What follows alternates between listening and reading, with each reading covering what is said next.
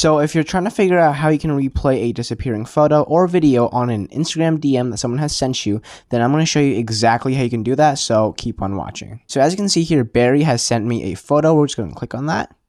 So basically with these type of photos, you can basically view them once, like that, and then it'll play for a couple of seconds.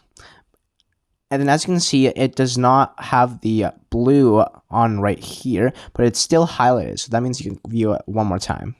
As you can see, boom, I viewed it. And then now if I want to view it the third time, I cannot. It has completely disappeared. And I have lost my chance to see that ever again. So what you want to do is the first time that you view a photo, what you want to do is basically screenshot it. All right. And then if you missed that, then you can click on it again.